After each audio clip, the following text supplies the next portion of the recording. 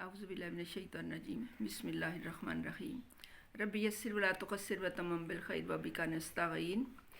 मुअज़्ज़ज़ सामीन, आज का हदीस का हमारा मौजू है बाब नंबर 28 आदमी के इस्लाम की खूबी और हदीस नंबर 39 इसका मतन इस तरह है। पहले रवायत है, फिर उसके बाद मतन देखते हैं। हज़रत अबू सईद खुदरी रज़ी अल्लाह ताला अन्हु हज़रत अबू सईद खुदरी रज़ी अल्लाह ताला अन्हु से रवायत है कि उन्होंने रसूलुल्लाह सल्लल्लाहु अलैहि वसल्लम से सुना। आप फरमा रहे थे कि जब कोई बंदा मुसलमान हो जाता है और इस्लाम पर अच्छी तरह अमल पैरा रहता है तो अल्लाह ताला इसके तमाम गुनाह मुआफ़ कर देता है।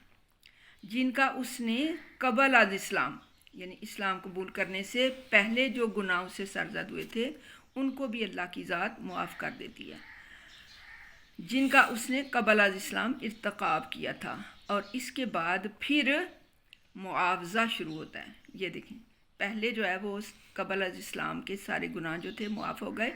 पीछे भी एक हदीस हमने पढ़ी थी कि जब ये जो कलमा तय्यबा है ये एक हिसार है मोमिन के लिए, जो ही वो इस हिसार के अंदर दाखिल हो जाता है तो साबका उसके तमाम गुनाह मिट जाते हैं और फिर मुआवज़ा शुरू होता है। यानी अब जब उसने ईमान के साथ अच्छाई और नेक अमल करने हैं तो फिर उसका मुआवज़ा यानी उसका अजर शुरू होता है कि एक नेकी का बदला इसके 10 गुने से 700 गुने तक।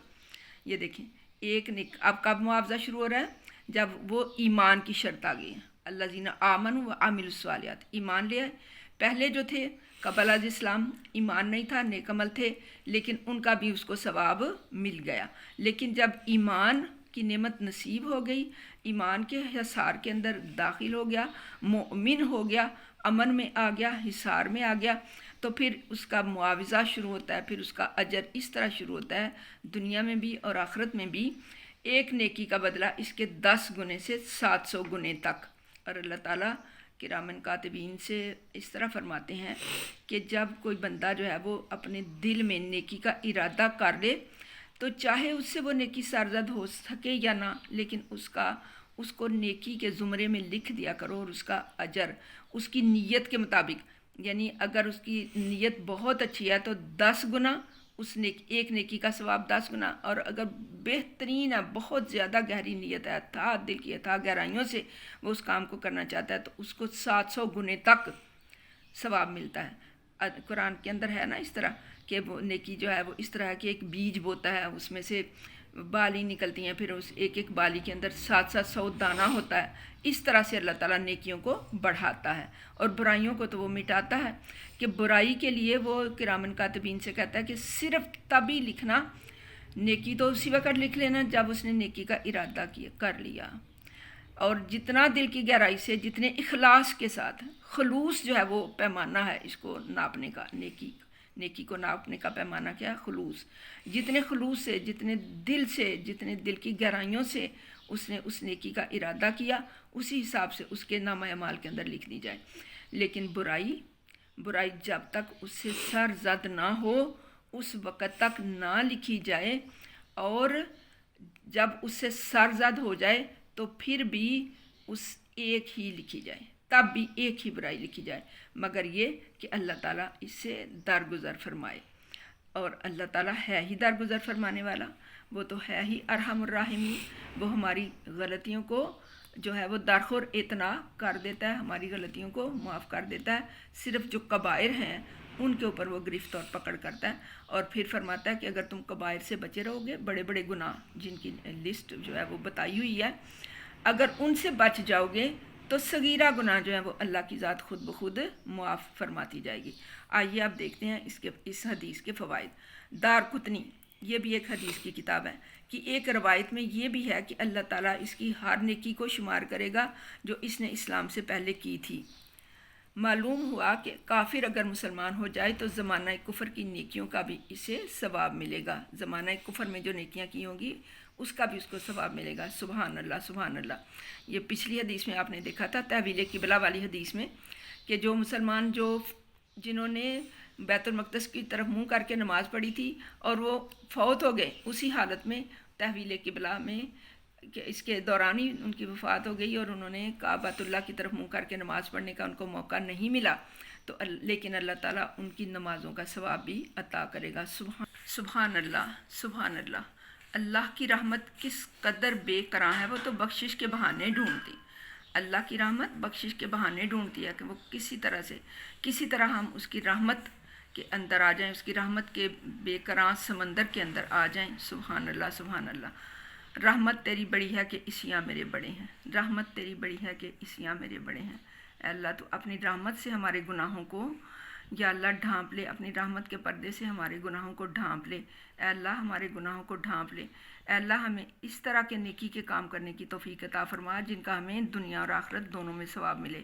یا اللہ ہم تیرا قرآن پڑھے ہیں، یا اللہ تیرے نبی صلی اللہ علیہ وآلہ وسلم کی حدیث مبارکہ پڑھے ہیں، اور اے اللہ اس بندے کی لکھی ہوئی کتاب جو ہے مختصر صحیح بخاری، اس بندے کی لکھی ہوئی کتاب پڑھ رہے ہیں جو کہ آپ اللہ کی ذات امام بخاری کے لیے فرماتی ہے کہ وہ دنیا پر چلتی پھرتی اللہ تعالیٰ کی نشانیوں میں سے ایک ہے۔ اے اللہ یہ اس بندے کی مدون کردہ، اس بندے کی تحریر کردہ کتاب ہم پڑھے ہیں جس کو آپ نے اللہ اپنی نشانیوں میں سے ایک فرمایا ہے، اور جس بندے کے اوپر آپ کے اتنے احسانات عظیم تھے، یا اللہ ہمارے اوپر بھی وہ احسانات کر دے، یا اللہ ہمیں بھی اس بندے کی طرح بنا دے جس طرح کا تیرا یہ بندہ تھا کہ ان کے لیے فرمایا گیا کہ امام بخاری جو ہیں وہ اپنے یہ جن کی کتاب میں آپ کو پڑھا رہی ہوں، آپ کو یہ بھی پتہ ہونا چاہیے کہ میں کہاں سے لے رہی ہوں یہ چیزیں، یہ کون تھا اللہ کی آیت، اللہ کی نشانی جس کی وجہ سے ہمیں یہ رسول پاک صلی اللہ علیہ وسلم کی اتنی مقدس احادیث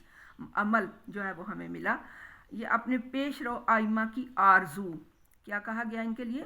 پیش رو، اپنے سے جو آپ سے پہلے گزر گئے نا، وہ اس طرح کے امام کی آرزو کر کے گئے، جیسے حضرت ابراہیم علیہ السلام نے دعا کی کہ یا اللہ میری اولاد میں سے نبی مبعوث فرمانا، اور اللہ تعالیٰ نے ان کی اولاد میں سے حضرت محمد صلی اللہ علیہ وسلم کو مبعوث فرمایا۔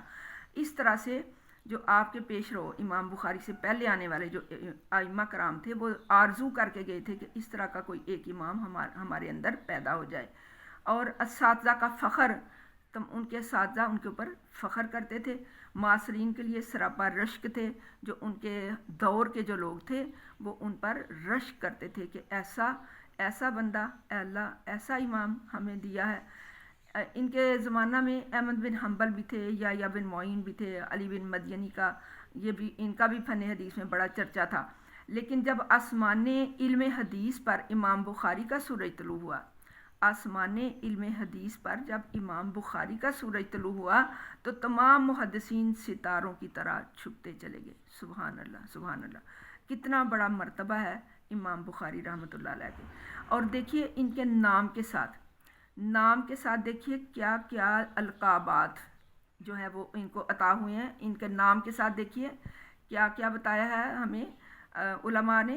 ان کو کہا گیا ہے ناصر الاحادیث النبویہ، ناصر الاحادیث النبویہ، نبی صلی اللہ علیہ وسلم کی احادیث کے ناصر، و ناشر الموارث المحمدیہ، اور محمد صلی اللہ علیہ وسلم کے شجرہ نسب کے ناشر، امیر المومنین فی الحدیث، کیا لقب ان کو دیا گیا؟ امیر المومنین فی الحدیث۔ اور پھر کہا گیا ان کا نام آگے اس طرح سے دیتے ہیں، امام ابو عبداللہ محمد بن اسماعیل البخاری الجافی، اور یہ ان کا جو ہے سن ولادت وہ ہے 194 ہجری، اور ان کے آباء و اجداد جو ہیں وہ بھی جو بالکل پہلے شروع کے آباء و اجداد ہیں وہ مجوسی تھے، لیکن جو ان کے ایک جو تھے انہوں نے جو تھے ان کے ابن مغیرہ جافی، انہوں نے چونکہ امام جافی کے ہاتھ پہ اسلام قبول کیا تھا اس لیے ان کو جافی بھی کہا جاتا ہے۔ یہ بہت عظیم محدث تھے اور ایک صالح بزرگ تھے۔ ابن حبان نے ان کو طبقہ رابعہ کے سکہ راویوں میں، سکہ کا مطلب ہوتا ہے بہت ثقافت والا، ایکوریسی والا، تو ان سکہ راویوں میں ان کو شمار کیا جاتا تھا۔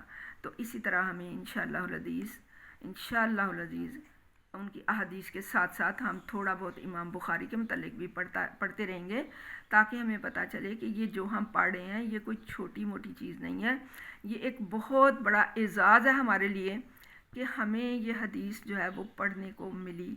یہ ان کا جو علم ہے وہ ہمارے تک منتقل ہوا، وہ ہمارے لیے علم کا مینار ہیں، وہ ہمارے لیے نور کا مینار ہیں۔ ہمیں ان کی زندگی سے بھی بہت کچھ سیکھنا ہے، اور یہ جو کتاب وہ مدون کر رہے ہیں ہمارے لیے، کر گئے ہیں، جو قرآن کے بعد جو روئے زمین پر الصحت سب سے زیادہ صحت والی، سب سے زیادہ ایکوریس والی، جب میں انشاءاللہ صحیح بخاری کا آپ کو کرانا شروع کروں گی نا تعارف، تو پھر آپ کو پتہ چلے گا کہ صحیح جو ہے وہ ایک ٹرم ہے اور اس کا مطلب کیا ہے۔ اور یہ روئے زمین پر صحیح ترین قرآن کے بعد صحیح ترین کتاب جو ہے وہ ہے صحیح بخاری شریف۔ تو اللہ تعالی ہمیں، اللہ کرے کہ ہم اس کو مکمل کر سکیں اپنی زندگیوں میں۔ اللہ تعالی ہمیں اتنا موقع دے دے کہ یہ قرآن جس طرح سے ہم نے شروع کیا ہے، 2 آیتیں ترجمہ تشریح کے ساتھ، اور یہ حدیث جس طرح سے ہم نے شروع کی ہیں، اللہ کرے کہ ہم اپنی زندگی میں اس کو مکمل کر سکیں گے۔ اور اللہ تعالیٰ آپ کو بھی میرے ساتھ رکھے، مجھے آپ لوگوں کے ساتھ رکھے، اور ہم اس کار خیر کو مکمل کر سکیں۔ آمین ثم آمین۔ ربنا تقبل منا انک انت السمیع العلیم وتب علینا انک انت التواب الرحیم۔